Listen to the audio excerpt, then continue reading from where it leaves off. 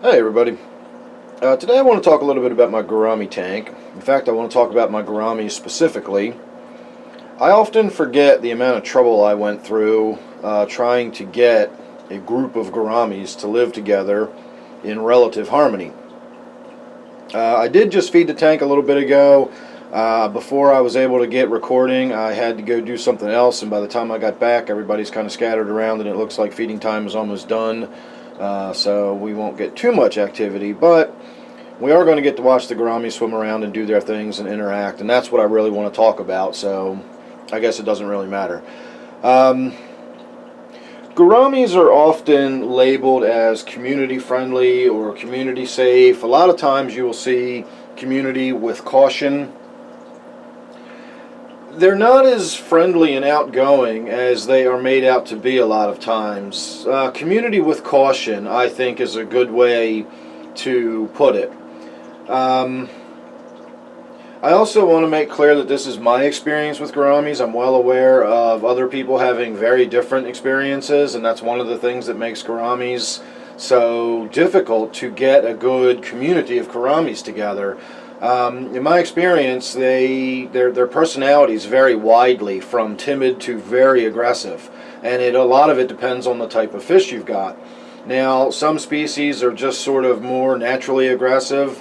As far as I can tell, my experience is the three spots, all the different color morphs, whether it's the blue or the opaline or the marbled or the gold or the lavender. These are all what is it, Trichopodes, Trichogaster, or Trichogaster, Trichopodes, whatever the three-spot gourami is. It's all the same species. All these different color morphs is the three-spot gourami.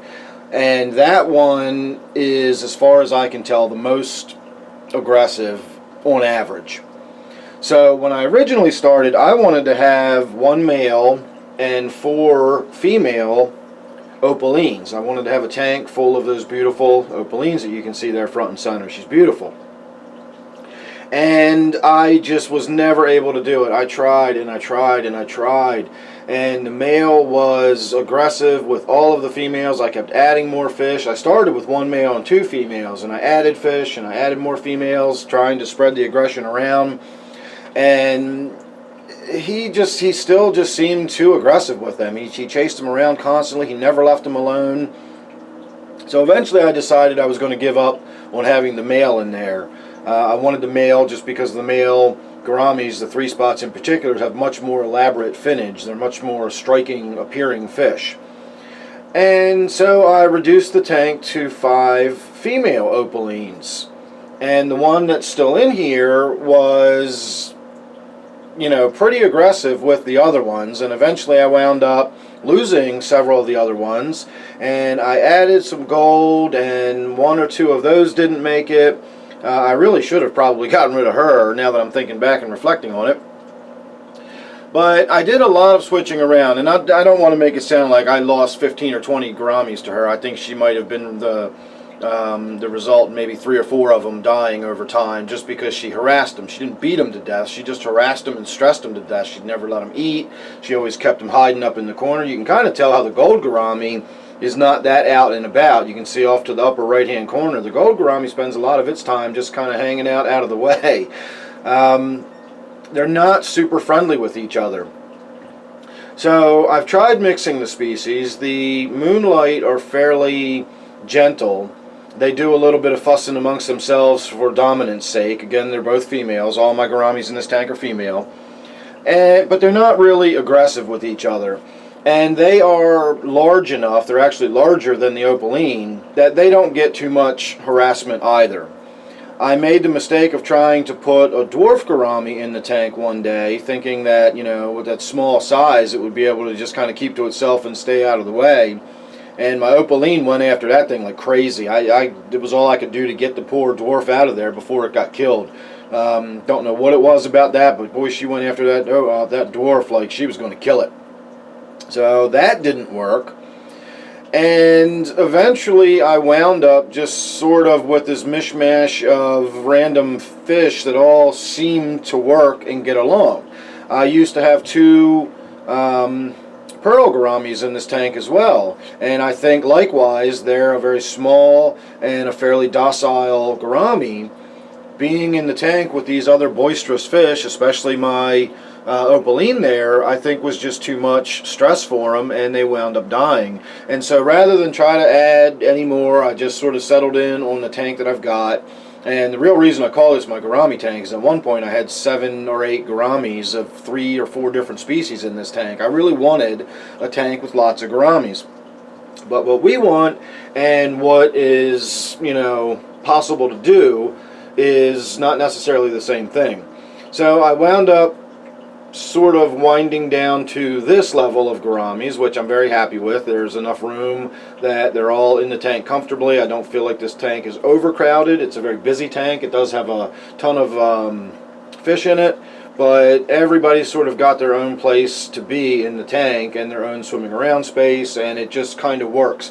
But it took me a long time and a lot of effort to get here. I talk to people all the time that ask me, like, how do you do this? I've got 2 gouramis and the one always seems to chase the other, and, you know, this is one of those things that I make it look easy, but it wasn't. It took a long time to get it to a tank that just sort of rolls over like this and looks easy. If you just start putting gouramis together in a tank, you're probably going to wind up running into some issues. Another question I get asked a lot about my gouramis is gouramis and angelfish together in the same tank. That, I think, is just a matter of the fish you've got. I've tried it a couple times and I've never had a good experience with it. Either the gourami is aggressive with the angelfish or the angelfish is aggressive towards the gourami. I've never seen a gourami and an angelfish get along. But I hear people say all the time that I've got these 2 fish and they get along. Of course, I also hear people talk about how their fish are playing and so on and so forth, and then I'll look and they've got 2, you know, red-tailed sharks in a 10-gallon tank, and they're talking about how they're playing in the tank, you know. So I don't necessarily go by other people's experience. What someone else may think of as fun playing in a tank, I recognize as one of those fish is going to be dead soon because they're not playing. One is bullying the other, or, you know, in the case of 2 sharks in a small tank, one would be trying to kill the other one. So I don't, you know, people say my angelfish and my gouramis get along fine. Well, okay, you know, that's what they say. I don't know. I'm not in their house. I don't really even go by looking at somebody's video, because what you're seeing now is going to be, what, 10 minutes out of a 24-hour day? How much of what really goes on in this tank do you get to see? And of course you're only seeing what I show you. If I don't want to show you all of the fish that are fighting and attacking each other, you don't get to see that. So I don't really speak for other people's tanks or other people's experience. I will say that I do get a lot of people saying that gouramis and angelfish get along fine under certain circumstances. That one's going to be your call. I don't recommend it. I always say not to. Every time I say not to, I immediately get people telling me that it's no problem, go ahead and do it, he doesn't know what he's talking about. So that one's up to you. My suggestion is don't mix angelfish and gouramis, and I'll just leave it at that.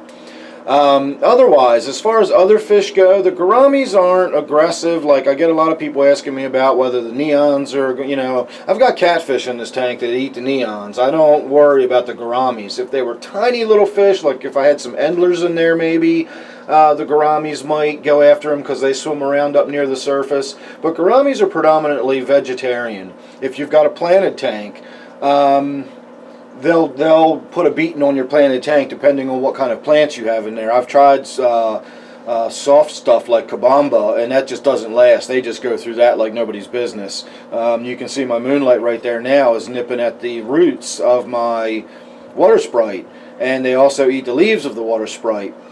I don't mind. It's just part of having sort of vegetarian fish in a tank. They will eat insects and stuff like that float on the surface, but you're not really going to have to worry about them going after smaller fish in your tank. They're not predatory like that at all. You will have to worry about tender plants in your tank. You'll notice I have a lot of java in here. Anubias is another plant that works really well. It's just a tough plant that they won't be able to dig and tear at. Other than that, I can't really think of anything that you might need to know. They're really pretty adaptable when it comes to water conditions. Oh, we're going to get a little appearance from my striped Raphael there. Now, aren't you glad I removed all of those Java up there above him now, so you can actually see him a little bit that you can? for the brief moment he's going to be out. And I also want to make it clear that I'm talking about your more commonly found species of gouramis, your Moonlights, your 3-spot color morphs, you know, all your different, as I was discussing, your different, you know, opalines, golds, blues, marbles, etc. Dwarf gouramis are pretty durable. Even the smaller one, like the honey gourami and the pearl gourami, those are all fairly adaptable gouramis that can deal with a reasonably wide range of waters. I'm trying not to get distracted by watching my fat catfish trying to wiggle his way underneath that rock. All of these gouramis can deal with a fairly adaptable range of water. You probably don't want a lot of current in your tank. Almost all gouramis like a calmer tank. They definitely like a calm surface. They don't like a lot of agitation on the surface. They are surface nesters, bubble nesters. So even if you're not nesting, you know, even if you don't have a mated pair, they're still just a fish that spends a lot of time near the surface as part of their biology and their natural habitat. Now we're getting a treat of watching my Angelicus loach lying on top of my catfish and probably going to be wiggling around underneath his fins in a minute and grooming him. See, he's rooting around looking for any parasites on him. He does that quite a lot on that fish. So those gouramis, like I say, are fairly adaptable and fairly rugged. You can't slam them from one water condition to another, but they can live in 6.5 pH or they can live in 7.8 pH or anything in between, provided it's stable. You're not shifting them around a lot. There are some gouramis out there that are not for everybody. I won't even try to keep most of the ones that I think of as more like a specialty type fish. The honey gourami, I'm sorry, not the honey gourami, the chocolate gourami, the sparkling gourami, the licorice gourami. These are all gouramis that live in almost bog water conditions. They need like a 5.5 pH. They need black water, very little water movement. These fish need specialty tanks. I'm not talking about those gouramis. I'm talking about the ones you'll find in most average fish stores. The ones you can frequently find in the big chain fish stores. You know, you're probably not going to find chocolate or honey gouramis in Petco or PetSmart or a place like that. But you will find dwarf gouramis, you will find the 3-spot color morphs, you'll even find the kissing gouramis or the pink gouramis, which get absolutely enormous and need probably about a 180-gallon tank when they're full grown. But yes, you can still buy them in your big chain pet store. And all of them are pretty adaptable when it comes to water conditions and tank mates, as long as the fish that they're being kept with are not fin nippers, because they do have those very long pelvic fins they use like feelers. Any kind of fish like a barb or something that's considered a fin nipper does not go well with gouramis. Any fish that's aggressive or territorial doesn't necessarily go well with gouramis. And that's really about it. They're fairly easy to get along with other fish. Where the question starts coming in is trying to get a group of gouramis together. They don't get along well with other gouramis necessarily.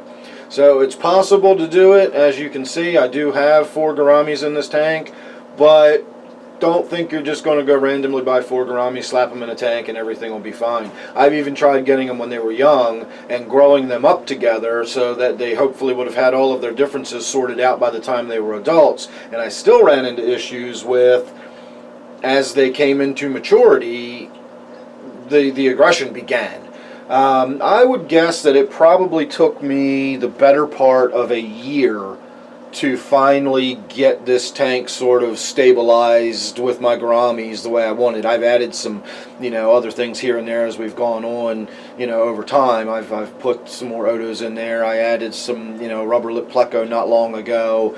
But to get the gourami sorted out, which was what this tank originally started at about 4 years ago, I guess, it took me over a year, or the better part of a year at least, to finally get a community of gouramis sorted out, and I still wound up losing 1 or 2 more over time. I just no longer messed with it and added with it. As they died off or got killed or whatever, I just left it alone, and this is what we ended up with. I've got a gold and a opaline, or marble, depending on where you buy them. That the opaline and the marble are interchangeable, but they're both 3-spot color morphs. The gold and the opaline are the same species of fish, and then the other 2 Moonlights are the same species but separate species. The 2 Moonlights are the same, and then the gold and the opaline are the same.